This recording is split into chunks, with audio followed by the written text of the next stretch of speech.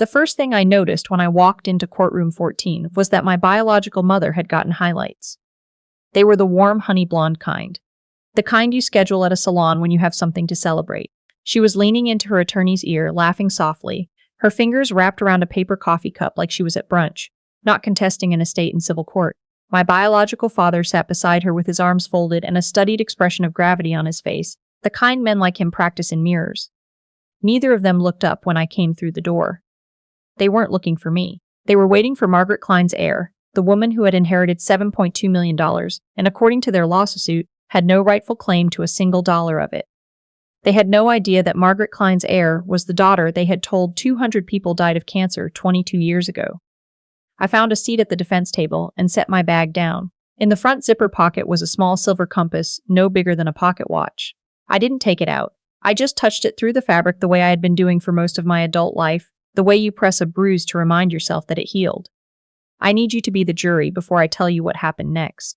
If someone erased you, legally, officially, on paper, in front of an entire community, so that they could collect money for your absence, would you sit across from them in a courtroom and offer forgiveness? Or would you lay out every document until there was nowhere left for them to hide? Forgive or destroy? Drop it in the comments right now. I'll be honest with you about which one I chose. It was 1999. I was 7 years old, and I didn't know what a foster care placement was. I knew the word hospital. I knew the word sick. I had heard both of those words a lot in the months before the night my mother loaded a single duffel bag with my clothes and drove me 40 minutes from our house in Naperville to a building in Aurora that smelled like floor wax and cafeteria lunch. She told me I was going to stay with some nice people for a little while. How little? I asked. My voice was very small. I was trying to match it to the size of the bag, like if I stayed small enough, nothing bad was allowed to happen. Just until things settle, she said. She wasn't looking at me. She was looking at the intake worker, a tired woman with reading glasses pushed up on her forehead, and her eye said something to that woman that she never said to me. That was the last conversation I ever had with my mother as her daughter. I sat in a plastic chair in that intake room, and I held the duffel bag in my lap and I counted the ceiling tiles. I don't know why I counted ceiling tiles. Maybe because I needed to believe that if I reached the right number, she would come back through the door. I counted to 64. She didn't come back. What came back to me 4 months later, delivered secondhand through a foster care caseworker who couldn't quite meet my eyes, was the news that I had apparently become someone with no family left to return to. She used words like permanent ward and long-term placement plan. I was 7 and I understood enough. They were not coming back. What I did not understand, what I would not understand for 25 years, was the reason why. Her name was Margaret Kline, and she drove a 10-year-old Volvo that was always full of library books. She was 53 when I came to live with her, recently retired from 30 years of teaching 7th grade science. And she had the particular combination of patience and directness you only find in people who have spent decades explaining photosynthesis to 12-year-olds who would rather be outside. She was not soft in the way people expect a savior to be. She did not cry over me or make speeches. She showed me where the bathroom was, told me which cabinet held the cereal, and explained that the gray cat on the couch was named Professor, and that he would bite me once to establish dominance and never again after that. Don't take it personally, she said. He does it to everyone. Professor bit me on the second day. I did not take it personally. On my 3rd morning in her house, Margaret set a mug of hot chocolate on the kitchen table in front of me and placed a small silver compass beside it. It was old, with a scratched case and a needle that trembled before it settled north. Found this at an estate sale, she said, sitting across from me. Been in my junk drawer for years. Seems like something a kid should have. I picked it up. The needle swung and then found its direction. What's it for? I asked. So you always know which way is home, she said. Then she got up to refill her coffee, because Margaret did not believe in dwelling. I kept the compass. I have kept it every day since. Margaret lived simply in a way that I understood. Later was a choice, not a circumstance. She bought generic cereal and drove the old Volvo and wore the same winter coat for 15 years, and she spent her Saturday mornings at a reading program for kids at the public library downtown. She did not talk about money. She did not talk about much that wasn't directly in front of us. What I didn't know, and what no one who knew her would have suspected, was that in 1989, Margaret had quietly co-founded a data management software company with a former colleague. She had sold her stake when the company was acquired in 2001 and put the proceeds into index funds she never touched. She had also inherited her mother's house in Evanston, which had appreciated for 30 years to a value that would have made your head spin. She left everything to me. The total came to $72 million. I sat in the attorney's office the week after her funeral and heard that number and felt absolutely nothing for about 10 seconds. Then I felt every single year of our 25 years together pressing down on me at once, and I had to excuse myself to the hallway, where I stood very still with my hand in my bag touching the compass until I could breathe again. She was the safest person I had ever known, and I did not understand until she was gone how much of my sense of direction had been her. The news story ran 6 days later. Local woman inherits 7M estate from former foster parent. It was a small piece in the Tribune's digital edition, barely 2 paragraphs, but it had my full legal name, Cassidy Ann Kline, formerly Cassidy Ann Harlow. It had my employer, my neighborhood, and the name of Margaret's estate attorney. It took my biological parents 11 days to find a lawyer. The lawsuit arrived on a Tuesday. My real estate broker's license was on the wall behind my desk. I had just closed my 3rd commercial deal of the quarter. I set the manila envelope on the desk and read it standing up because I did not trust myself to sit down.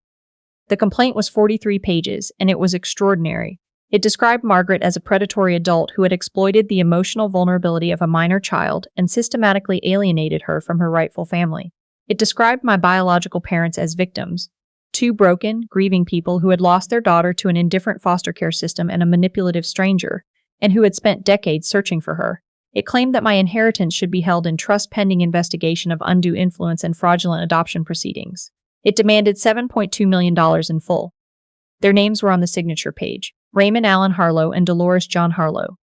I had not seen those names written on anything in 25 years. I did not cry. I want to be clear about that.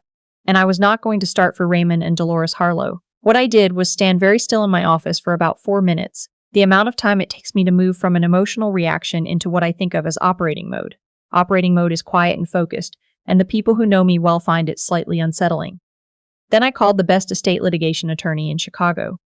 And then I called a forensic investigator named Rhonda, who had done work for 3 of my commercial clients, and who had the energy of someone who genuinely enjoyed finding things that other people hope to keep buried. "How far back do you want to go?" Rhonda asked. 1999, I said. "Start from when I was 7. Find everything they did after they dropped me off." It took her 18 days. My dining room table disappeared under printouts and scanned documents organized by date. I came home from work every evening to new information that rearranged what I thought I knew.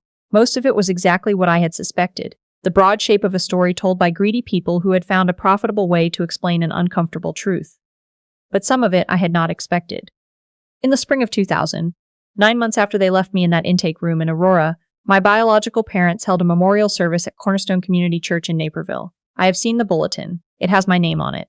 Cassidy Ann Harlow, beloved daughter, gone too soon. There is a photograph, my school picture from 2nd grade, the one where I was wearing a yellow cardigan and had a gap where my front tooth used to be. They told 200 people I had died of acute lymphoblastic leukemia. There was a reception. The church women brought casseroles for months. There were card drives and collection plates, and a community walk organized in my memory by the Parent Volunteer Association at my old elementary school. People gave with the open generosity that communities give when they believe a child has died. The total collected through the church memorial fund, which Rhonda pulled from the county nonprofit registry, was $84,300. There was also, according to a records request Rhonda filed with the Illinois Department of Insurance, a life insurance claim. My biological parents had taken out a $50,000 term life policy on me in 1997 and filed a claim in August of 2000. The claim was paid in full after submission of a death certificate. A death certificate with my name on it. Rhonda sent the scanned copy at 10:47 on a Wednesday night. I read it at my kitchen table with a cup of tea I had forgotten was there. Illinois Certificate of Death. Name, Cassidy Ann Harlow. Date of death, June 12, 2000. Acute lymphoblastic leukemia, final stage. Attending physician signature. County Registrar seal. I was alive on June 12, 2000.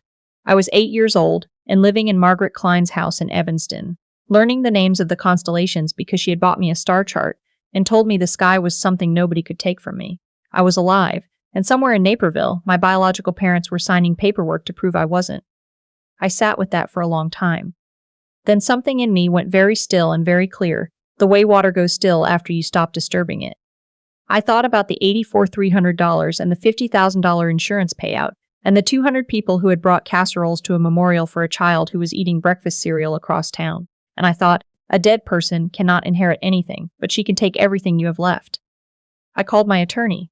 "We're not settling," I said. "I want this in open court." I had been sitting at the defense table for 20 minutes when I noticed my biological mother looking at me. Not the polite disinterest she'd shown since I walked in, a different kind of looking. long and uncertain, the kind you do when something is familiar but you can't place it. I did not look away. She said something to my biological father. He looked up. I watched his face move through 3 distinct expressions in about 4 seconds. Confusion, something close to recognition, and then a flatness that sealed shut like a door. It was the expression of a man deciding that what he was seeing couldn't be what he was seeing. My attorney was a woman named Miss Keating. Silver-streaked hair, the permanent expression of someone who had read your bluff and was waiting for you to admit it. She had built her career on estate litigation and had specifically requested this case when I explained the situation. She didn't open with dramatics, she opened with documentation. The presiding judge reviewed the first exhibit, the 2000 Memorial Service Bulletin, with my name and my second-grade photo, without expression. The second exhibit was the Memorial Fund records from Cornerstone Community Church. The third was the insurance claim. The fourth was the signed death certificate. My biological parents' attorney had gone very quiet. Raymond was gripping the edge of the table. My biological mother's hand was at her throat. Then Miss Keating said, "The defense calls Emmett Harlow." I had not known my brother existed until 9 days before the trial. He had found me, he'd the Tribune article, he still lived in the suburbs, worked in IT, had grown up 2 towns from where I was born, and had spent 3 days convincing himself to reach out. His first email was 9 sentences long and ended with, "I don't know if you want to hear from me. I understand if you don't. I just need you to know I never knew you were alive." We video called for 2 hours that first night.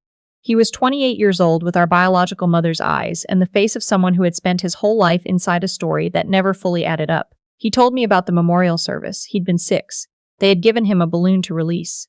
He had released it and cried, and for 22 years he believed he was crying for his dead sister. He told me something else.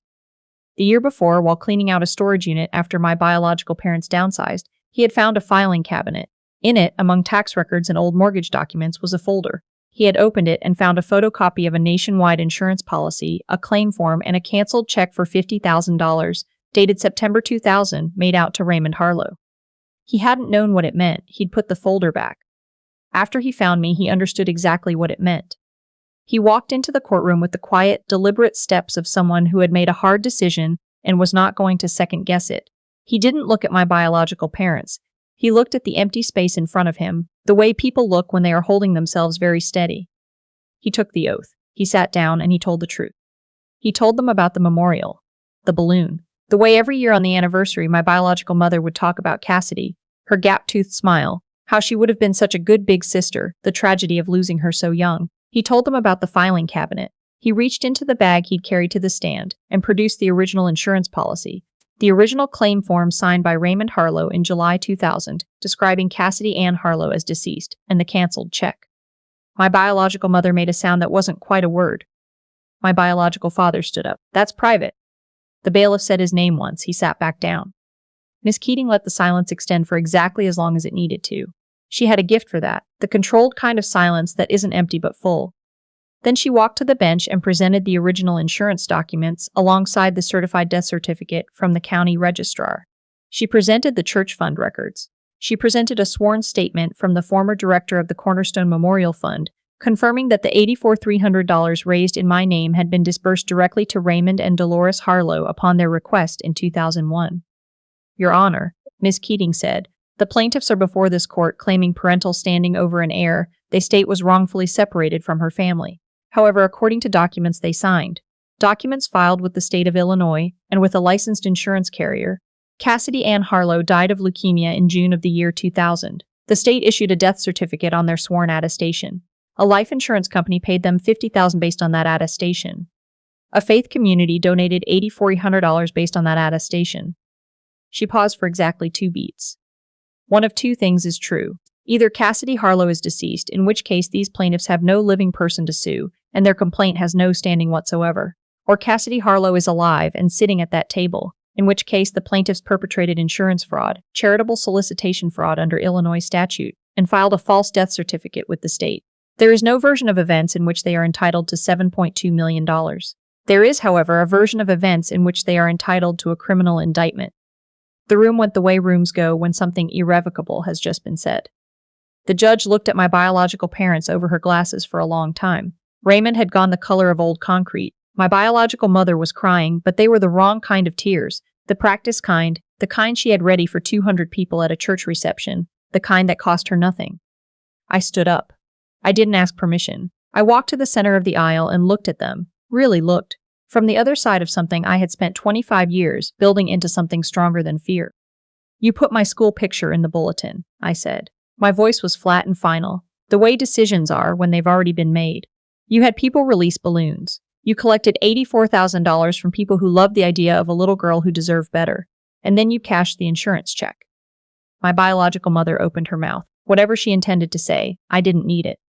The daughter you buried doesn't forgive you, I said. She grew up, she's fine, and she's done. I turned around and walked back to my seat. The case was dismissed with prejudice 7 minutes later. The judge referred the matter to the Cook County State's attorney for investigation into insurance fraud, charitable solicitation fraud, and filing of a false vital record. My biological parents were escorted from the courtroom. They were indicted 10 weeks after that on 4 counts between them. I did not attend the sentencing. I already had what I needed from that room, and there was no third act I was waiting for. Rhonda sent me a bottle of good scotch and a 3-word text. You're welcome, Kline. My attorney hugged me in the hallway, which she told me later she had never done with a client in 20 years of practice. My brother found me in the parking garage. He looked like he'd been through something seismic, which he had. We stood next to my car without saying much, and that was fine. Some things don't need to be talked about right away. They just need to be stood next to for a while. I'm sorry, he said eventually, for the balloon. You were 6, I said. You didn't know. He nodded. He looked at me the way people look at something they had stopped believing they would ever see. I kept the house Margaret left me in Evanston. I kept the Volvo for reasons I didn't examine too closely. I adopted a new cat from the shelter and named him Professor, because some things are worth carrying forward. Of the $7.2 million, I set aside what I needed to live on and invested the rest the way Margaret had taught me by example. I put $4.8 million into a scholarship endowment I named the Kline-Harlow Fund. It provides full college scholarships to Illinois foster youth who age out of the system, with priority given to first-generation students who've had more than 2 placements. The fund has sent 31 kids to college in its first 2 years. The 32nd application is on my desk right now. The Harlow in the name was deliberate. I wanted something in my story, even the part I hadn't chosen, to do something useful. Margaret would have approved of that logic. She approved of most things that turned a wound into a tool. My brother applied for a position with the fund's administrative office the following spring. I hired him. He's good at the work in the way that people who grew up inside a broken system are often good at recognizing it from the outside. We have lunch on Thursdays when we're both in the office. We're still figuring out the shape of what we are to each other. I think that's allowed. I think some things are allowed to take time. The compass lives on the corner of my desk now, not in my bag, not in my drawer, on the desk where I can see it from my chair. The needle still trembles before it settles. I still find something in watching it find its direction. Margaret used to say that home wasn't a place you were given. It was a place you learned to recognize. She spent 25 years teaching me what to look for, and I spent 25 years carrying a small silver compass in case I forgot. I know which way I'm pointing. I've known for a long time.